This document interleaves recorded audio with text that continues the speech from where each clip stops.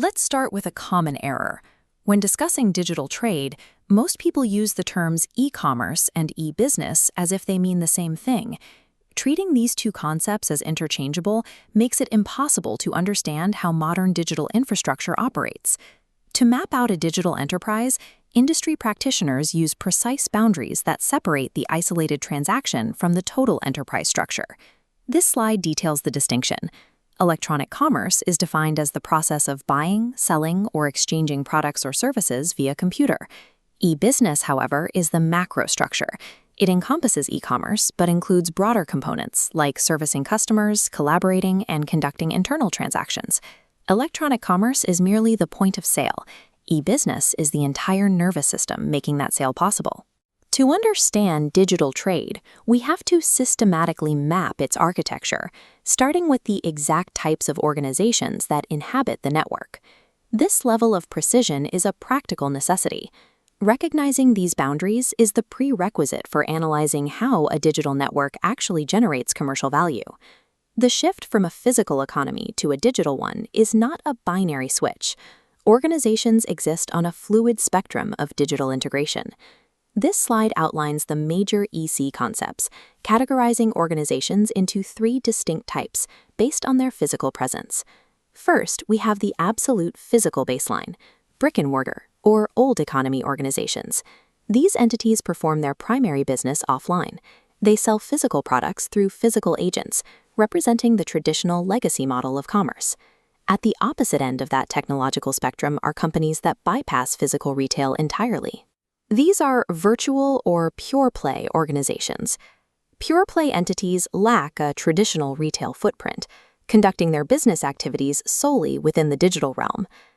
The reality for most modern retail giants falls somewhere in the middle of this spectrum.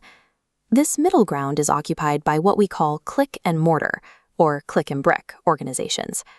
These organizations maintain their primary physical operations, but conduct some e-commerce activities, using the internet as an additional marketing channel rather than a complete replacement.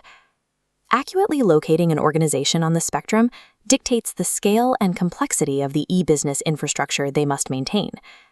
Once we have categorized the organizations themselves, we have to map the directional flow of value between them.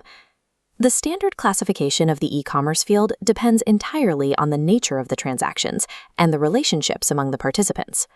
We can think of these relationships as transactional vectors, specific paths where commerce flows from one economic node to another.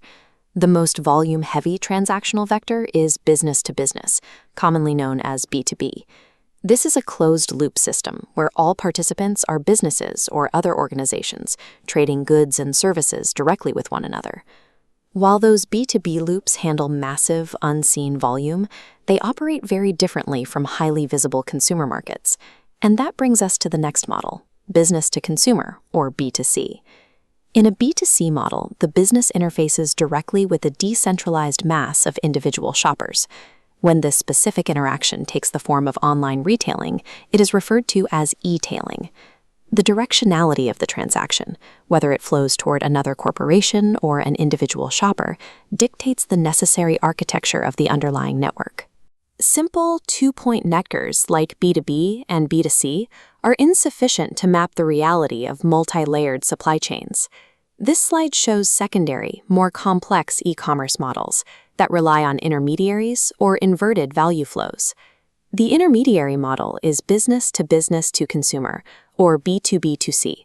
In this topology, a primary business provides a product or service to a client business, and that client business then maintains its own distinct relationship with the final end customer. Digital networks also allow for the inversion of traditional commercial power dynamics. We see this clearly in the inverted market model, consumer to business, or C2B. In a C2B market, individuals use the internet to state a need, forcing organizations or individual sellers to actively bid on providing that product or service. This mechanism transforms the individual buyer into the initiator of the commercial vector. These topologies, intermediary handoffs and inverted bidding markets, were highly impractical before the centralized communication infrastructure of the internet. They demonstrate that digital trade is an omnidirectional ecosystem where commercial power flows wherever the network protocol allows.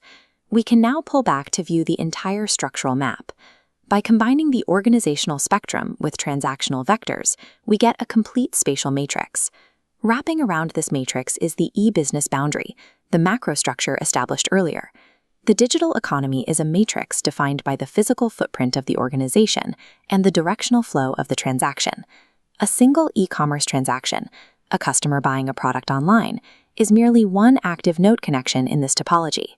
Beneath that visible transaction is the massive, invisible e-business backend, the automated logistics, partner collaboration, and internal data security working silently to support that purchase. Moving past basic industry jargon and accurately applying this taxonomy is required for modern digital operations. This matrix serves as the literal blueprint needed to architect, analyze, or disrupt any digital supply chain.